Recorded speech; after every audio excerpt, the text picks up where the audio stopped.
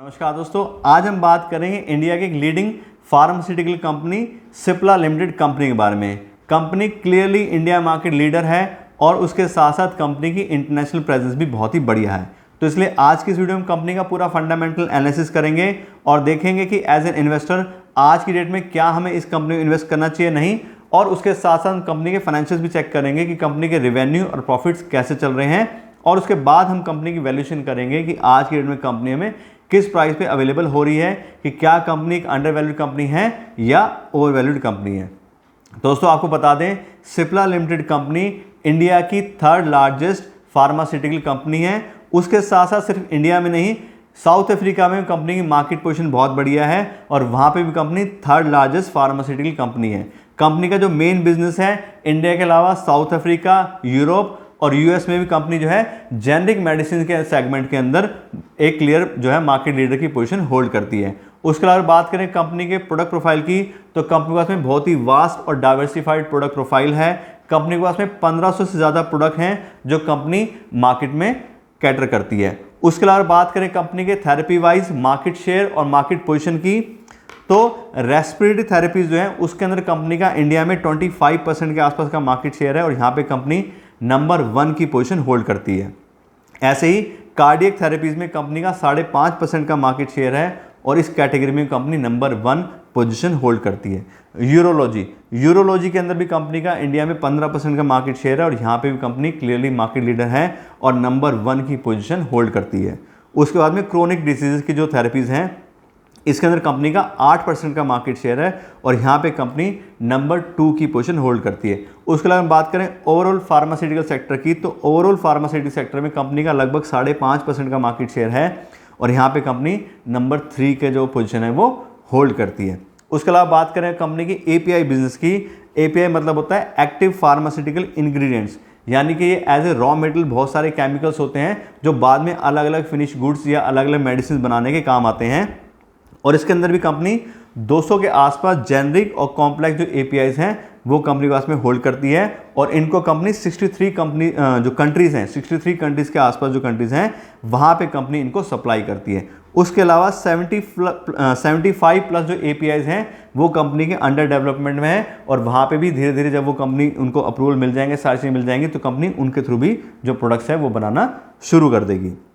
इसके अलावा अगर बात करें कंपनी के ग्लोबल रेवेन्यू ब्रेकअप की, तो इंडिया से कंपनी को 40% का रेवेन्यू आता है, नॉर्थ अमेरिका से कंपनी को 21% का रेवेन्यू आता है, सागा रीजन से कंपनी को 18% का रेवेन्यू आता है और एमर्जिंग मार्केट से कंपनी को 10% का बहुत ही अच्छा रेवेन्यू आता है। और कंपनी का रेवेन्यू ब्रेकअप भी देखें तो कंट्री वाइज अच्छा खासा डाइवर्सिफाइड जो कंपनी का रेवेन्यू है। इसके बाद बात करें कंपनी की R&D कैपेबिलिटीज़ की, तो किसी भी फार्मास्यूटिकल कंपनी के लिए R&D कैपेबिलिटीज़ अच्छी होना बहुत ही ज़रूरी है, क्योंकि उसी के थ्रू कंपनी नई ड्रग्स जो है वो इनोवेट करती है और जो पुरानी ड्रग्स हैं उनको भी वो इम्प्रूव कर सकती है। और यहाँ पे देखें तो सिप्ला लिमिटेड की बहुत ही स्ट्रॉन्ग R&D यूनिट्स हैं। कंपनी अपने रेवेन्यू का लगभग 5% के आसपास जो पैसा है वो सिर्फ R&D एक्टिविटीज़ के ऊपर ही खर्च करती है, जिससे वो नए प्रोडक्ट्स बना सके और कंपनी मार्केट में जो लीडरशिप की पोजीशन है उसको लगातार होल्ड कर सके। अगर हम बात करें तो कंपनी के पास में 6 बहुत ही बड़ी बड़ी R&D यूनिट्स हैं, कुछ न्यूयॉर्क में हैं, महाराष्ट्र में है और कर्नाटका में है। इस तरह से यहाँ पे जो भी कंपनी यूनिट्स हैं उसके थ्रू कंपनी R&D अपनी एक्टिविटीज़ जो है वो करती है। इसके साथ बात करें कंपनी के पेटेंट्स की, तो कंपनी के पास में 260 पेटेंट्स जो हैं वो मार्च 2021 तक रिसीव कर चुकी है और 81 न्यू प्रोडक्ट्स जो है कंपनी ऑलरेडी मार्च 2021 में जो है वो लॉन्च कर चुकी है। इसके बाद में 62 के आसपास जो है वो ANDAs हैं कंपनी के पास में, यानी कि जो है एब्रीवेटेड न्यू ड्रग एप्लीकेशन, जो नई दवाइयाँ नए फार्मूला कंपनी ने बनाए हैं उनको अप्रूवल के लिए कंपनी ने FDAs के पास भेजा हुआ है। कुछ अंडर अप्रूवल हैं और कुछ टेंटेटिवली अप्रूव हो चुके हैं और जब 100% अप्रूव हो जाएंगे तो इनके थ्रू भी नए नए प्रोडक्ट्स जो है कंपनी अपने वो मार्केट में लॉन्च करेगी। तो आने वाला फ्यूचर भी कंपनी का हमें काफ़ी अच्छा दिखाई दे रहा है। तो इस तरह से हम प्रोडक्ट वाइज कंपनी को देखें तो हमने देख लिया बहुत सारे सेगमेंट में क्लियरली कंपनी मार्केट लीडर है, कंपनी के पास में पेटेंट्स भी अच्छे हैं और ऑलरेडी कंपनी अपने जो आने वाले फ्यूचर्स है उसके ऊपर भी काम कर रही है। तो हम क्लियरली देख के कह सकते हैं कि प्रोडक्ट वाइज एक बहुत ही स्ट्रॉन्ग ये कंपनी है। तो अभी तक तो बात हुई कंपनी के प्रोडक्ट प्रोफाइल के बारे में और कंपनी की मार्केट लीडरशिप के बारे में। अब हम बात करें कंपनी के फाइनेंशियल्स के बारे में कि आज की डेट में कंपनी के रेवेन्यू और प्रॉफिट्स कैसे चल रहे हैं। और मैं आपको बता दूं, किसी भी कंपनी का फाइनेंशियल एनालिसिस करने के लिए मैं कम से कम पिछले 5 साल का डेटा यूज़ करता हूं, जिससे हमें कंपनी के बारे में डिटेल नॉलेज मिल सके। और सबसे पहला पैरामीटर जिसको हम कंपनी को चेक करते हैं वो होता है रेवेन्यू या सेल्स, जिसके थ्रू हम कंपनी की जो ग्रोथ है उसको चेक कर सकते हैं। और यहाँ पे देखें तो पिछले 5 साल के डेटा के हिसाब से 2018 में कंपनी के रेवेन्यू थे लगभग 15,000 करोड़ रुपये, और हर साल कंपनी के रेवेन्यू इंक्रीज हुए हैं। और अब 2022 में कंपनी के जो रेवेन्यू आए हैं वो आए हैं 21,763 करोड़ रुपये। और यहाँ पे देखें तो हर साल कंपनी में रेवेन्यू ग्रोथ आई है, जो कि काफ़ी पॉजिटिव साइन है, जिससे पता लगता है कंपनी लगातार अपने बिजनेस को इंक्रीज कर रही है, और ये बहुत ही अच्छा साइन है। इसके अलावा अगला हमारा पैरामीटर है ऑपरेटिंग प्रॉफिट मार्जिन। और यहाँ पे भी देखें तो पिछले 5 साल से लगातार कंपनी 19%, 20% का बहुत ही अच्छा ऑपरेटिंग प्रॉफिट मार्जिन मेंटेन कर पा रही है। कंपनी के ऑपरेटिंग प्रॉफिट मार्जिन देखें तो एक अच्छी स्टेबिलिटी भी है, क्योंकि इन्फ्लेशन तो हर जगह है, प्राइसेस बढ़ते हैं, लेकिन फिर भी अगर कंपनी सब चीज़ें मेंटेन कर पा रही है तो उस समय यही पता लगता है कि कंपनी अपने रॉ मटेरियल को अच्छे से खरीदती है, कंपनी अपनी सेल्स, एडवर्टीजमेंट, मार्केटिंग की जो कॉस्ट होती है उसको अच्छे से मैनेज कर पा रही है, और कंपनी अपनी प्राइसिंग भी ठीक रख पा रही है कंपटीशन के हिसाब से, इसीलिए कंपनी के पास में इतने अच्छे ऑपरेटिंग प्रॉफिट मार्जिन्स आ रहे हैं। उसके अलावा अगला जो हमारा पैरामीटर है वो है नेट प्रॉफिट। और यहाँ पे भी देखें तो पिछले 5 साल से हर साल कंपनी का नेट प्रॉफिट इंक्रीज हुआ है। 2018 के अंदर कंपनी का नेट प्रॉफिट था 1411 करोड़ रुपये, जो कि 2022 में बढ़ के 2517 करोड़ रुपये हो गया, और ये भी कंपनी के लिए काफ़ी पॉजिटिव साइन है। उसके बाद अगला हमारा पैरामीटर है डिविडेंड पे आउट। बहुत सारे हमारे इन्वेस्टर ऐसे हैं जो इस तरह की कंपनी इन्वेस्ट करना चाहते हैं जो हर साल डिविडेंड पे करें, जिससे कि उनको कुछ एक्स्ट्रा इनकम वहाँ से भी मिल जाए। तो यहाँ पे देखें तो पिछले 5 साल से लगातार हर साल कंपनी ने डिविडेंड पे किया है, और 16-17% की काफ़ी अच्छी जो डिविडेंड पे आउट का रेशियो है वो भी यहाँ हमें देखने को मिल रहा है। उसके अलावा अगला हमारा जो पैरामीटर है जिसपे हम कंपनी को चेक करते हैं वो है debt by equity ratio. Debt by equity ratio से हमें ये पता लगता है कि कंपनी ने अपना कितना पैसा इन्वेस्ट किया हुआ है और कंपनी ने लोन कितना लिया हुआ है। और यहाँ पे देखें तो इस कंपनी का डेट बाय इक्विटी रेशो आ रहा है 0.05, यानी कि कंपनी ने कोई भी डेट नहीं लिया हुआ है, और कंपनी को कोई भी इंटरेस्ट पेमेंट वगैरह नहीं करनी पड़ेगी, तो इंटरेस्ट की कभी कंपनी को प्रॉब्लम अभी फिलहाल नहीं आने वाली है। उसके अलावा नेक्स्ट हमारा पैरामीटर है return on equity. Return on equity से हमें ये पता लगता है कि जो इन्वेस्टर अपना पैसा कंपनी से इन्वेस्ट करते हैं, कंपनी उनके पैसे के ऊपर कितना रिटर्न जनरेट कर पाती है। और यहाँ पे देखें तो लास्ट ईयर कंपनी का रिटर्न ऑन इक्विटी आ रहा है 13.5%, और 15% या उससे ज़्यादा किसी भी कंपनी का अगर रिटर्न ऑन इक्विटी होता है उसको काफ़ी अच्छी माना जाता है। तो 15% से थोड़ा सा कंपनी का यहाँ पे रिटर्न ऑन इक्विटी हमें कम दिखाई दे रहा है। उसके अलावा अगर हम बात करें पिछले 5 साल के कंपनी के रिटर्न ऑन इक्विटी के एवरेज की, तो वो भी 11% का आ रहा है, ये भी 15% के मार्क से काफ़ी कम है।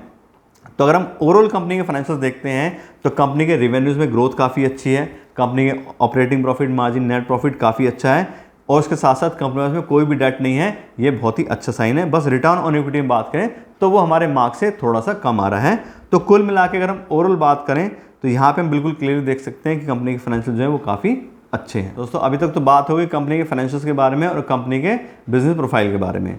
अब हम बात करें कंपनी की वैल्यूएशन के बारे में कि आज की डेट में कंपनी में किस प्राइस पे मिल रही है, कि कंपनी अंडर वैल्यूड है या ओवर वैल्यूड है।